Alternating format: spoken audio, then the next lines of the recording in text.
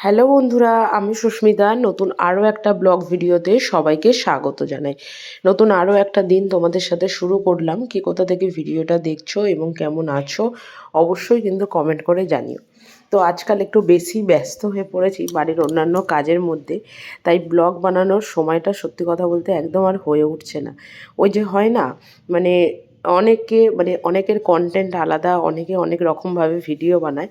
আর আমার মনে হয় যে আমি যেহেতু এই বাড়ির কাজকর্ম রেগুলারের এই একই জিনিস দেখাই আর কি, তো আমার মনে হয় যে আমি ওইগুলোই দেখাবো। কারণ হাজার ব্যস্ততার মাঝখানে এটা কাজ ওটা কাজ সেটা কাজ করতে করতে কখনো ক্যামেরা অন করতে ভুলে যাই, তো কখনো এডিট করার সময় হয় না। এই রকম নানান রকম পরিস্থিতি চলছে আর কি।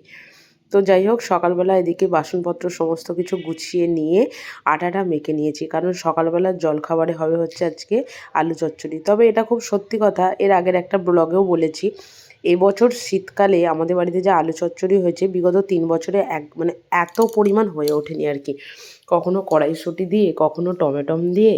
যাই হোক, কী আর করা যাবে, শীতের দিনে যেটা হয় সেটাই আর কি ভালো। তো এদিকে বিছানাপত্রটা গুছিয়ে নিচ্ছি, কারণ বাড়িতে কাজকর্ম বলতে প্রচুর কাজকর্ম রয়েছে। আর এদিকে এই যে আলু চচ্চড়িটা আমার হয়ে গেছে। আর সত্যি কথা বলতে মটরশুঁটি টমেটম দিয়ে না সাদা আলু চচ্চড়ি খেতে ভীষণ ভালো লাগে। তো তরকারির শেষে মনে পড়েছিল যে আমি তরকারিতে না নুন দিতে ভুলে গেছি। এমনিতেও আমি যা তরকারি রান্না করি সেটাতে নুন অল্প একটু কমই হয়, কিন্তু একদম নুন না দিয়ে তো সেটা একদমই খাওয়া যাবে না। তো ওদিকে আমার তরকারি হয়ে গেছে, আর বরমশাই ওখানে পরোটাগুলোকে আর কি বেলছে, আর এদিকে আমি ঝাঁট দেওয়া, ঘর মোছা এই সমস্ত কাজকর্মগুলো আর কি করে নিচ্ছি। তো বাড়িতে ওই যে দুদিককার কাজ করলে না সমস্ত কাজকর্ম হয়ে যায়, কারণ এইসব ঘর ঝাড় দেওয়া, ঘর মোছা আমি একদমই ওকে দিয়ে করাতে চাই না। আর ও মানে মানে ঘর যদি বা ঝাঁটটা দেয় সেটা হচ্ছে আমি ভীষণ অসুস্থ থাকলে, বাট মোছার কাজটা তো একদমই নয় আর কি। তো এই দাঁড়িয়ে দাঁড়িয়ে এইসব টুকটাক এই যে ক্রিয়েটিভিটি, মানে অয়েল পালিশ করে পরোটা এই সমস্তগুলোও খুব ভালো করতে পারে আর কি। তো যাই হোক, সেটাই করছে। তবে আমার মনে হয় এটা হচ্ছে ছাতুর পুরভরা পরোটা। কারণ কি হয়, 2-3 দিন আগেকার ব্লগ হলে না সত্যি কথা ভুলে যাওয়াই হয় যে কি দিয়ে এক প্রকার পুরটা বানানো ছিল বা কিছু। যাই হোক, সকালবেলার ব্রেকফাস্ট সেরে ছাদে এসেছি জামাকাপড় শুকাতে দিতে। তো মোটামুটি আমি যে ব্লগ পোস্ট করছি, আমি তো এখন বাড়ি চলে এসেছি, মানে ওয়েস্ট বেঙ্গলে। এখানে এত ঠান্ডা, মানে যেটা আমি শুনেছিলাম বাট ফিল করতে পারিনি, প্রচুর ঠান্ডা। তবে একটা ঠাকুরের বল কি, আমরা যেদিন থেকে এসেছি সেদিন থেকে এখনও পর্যন্ত একদিনও মেঘলা আকাশটা পাইনি। মানে সকালবেলা উঠেই দেখছি প্রচণ্ড রোদ অন্তত উঠেই গেছে আর কি। তো এদিকে দুপুরবেলার খাওয়া দাওয়ার আয়োজন করছি। দুপুরবেলা একটুখানি আলু, পেঁয়াজ আর কাঁচা লঙ্কা ভাজা করছি, আর এদিকে ভাত বসিয়েছি। কারণ আগের দিনে যে রান্নাবান্না করেছিলাম সেখান থেকে ডাল আর একটুখানি অল্প করে ভাজা আমাদের রয়েই গেছে। তো ওই ডালটা গরম করব, আর যে ভাজাটা রয়েছে ওটা খুব অল্প পরিমাণে, মানে একজনের মতনও হবে না।